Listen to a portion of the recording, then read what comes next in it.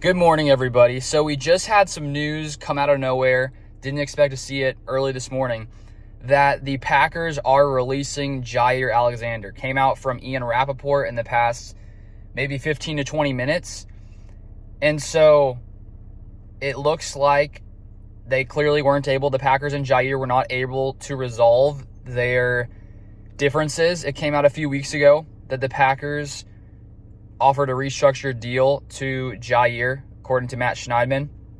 And it felt to me that since the draft, it sort of felt like things were moving in the direction to where it made more sense for both sides just to stick together. I guess that's not the case. I guess that whatever deal the Packers offered Jaire, he clearly did not think it was worth it to sign with Green Bay. So I'm curious, or to stay with Green Bay. So I'm curious to see if we'll ever hear exactly what they offered Jaire, because maybe they offered him some really bad deal or a deal that he felt was bad. If we think back to last year with Aaron Jones, they offered him something like a 50% pay cut. Aaron Jones seemed to be upset with that, decided to sign with the Vikings for a little bit more money. And so that's the thing where we don't know exactly what the restructured offer was to Jaire.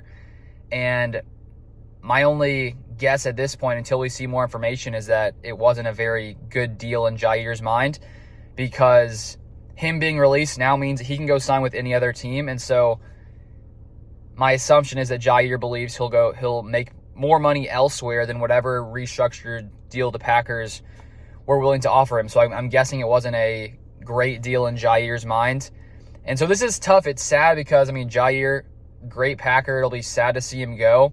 And I thought with the Packers not going after a corner early in the draft that it made more sense at this point to keep Jaire, just when you think about Super Bowl aspirations, because I think in 2025 with the roster here, no doubt the Packers are better with Jaire. There is the question with injury. Will he stay healthy? We don't exactly know that. If he did, it would be great.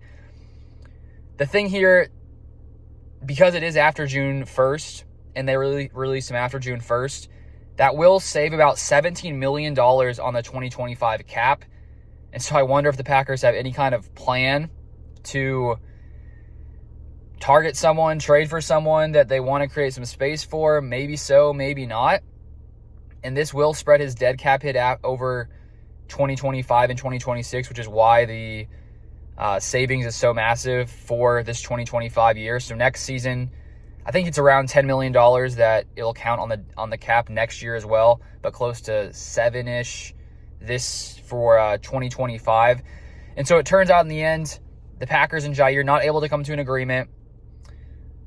And if you're the Packers, they probably just had a certain number where they felt okay taking the risk with his injuries. And Jaire thought, I assume he thought that he can get more money elsewhere. And in that report from Matt Schneidman that I shared earlier today, or early in this video, where he had shared that the Packers offered him a restructured deal, in that article, it did say that Jaire was planning to attend mandatory minicamp, even if the contract wasn't ironed out. So I'm not sure what changed. Maybe Jaire thought that they could negotiate more and get closer to what he wanted. Maybe the Packers were not budging, and that's why things have ended. And it is interesting. It's right before tomorrow starts mandatory minicamp. And so, I guess it makes sense that it would happen today before all of that goes down. But I really did, early in the offseason, if you guys were watching my channel, I thought he was going to be released. And then after the draft, as things progressed, I was like, I don't know, maybe not. I sort of started to change my tune because it really felt like things were heading in the positive direction of Jaire coming back. He's hanging out with the teammates. He's not that necessarily indicates he would come back, but it felt like, he was hanging around, and at least not necessarily in Green Bay, but, virtually and things like that. But it felt like things were actually moving in the right direction. And I just thought, I understood there could be some cap savings still, but it felt like it made more sense for me to keep him. But that's not the case. I don't think it's a terrible decision. I just think it would have been better off now at this point, because when you look at the corner room, I think it'll be fine. It's just if there's an injury, then I think there's going to be a lack of depth there, because you got Carrington, you got Nate Hobbs, Keyshawn Nixon.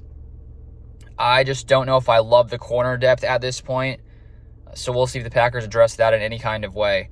But anyways, those are my initial thoughts. We'll see if there's some more information that comes out later, because this is right after the initial news. So we could get some more details that share some more light into exactly what happened. And the reason I'm filming in my car right now is because my power went out last night, and there was a storm. And so here I am sitting in my car. I was just reading with my light on and with my phone light on in the morning because I couldn't see because the power was out.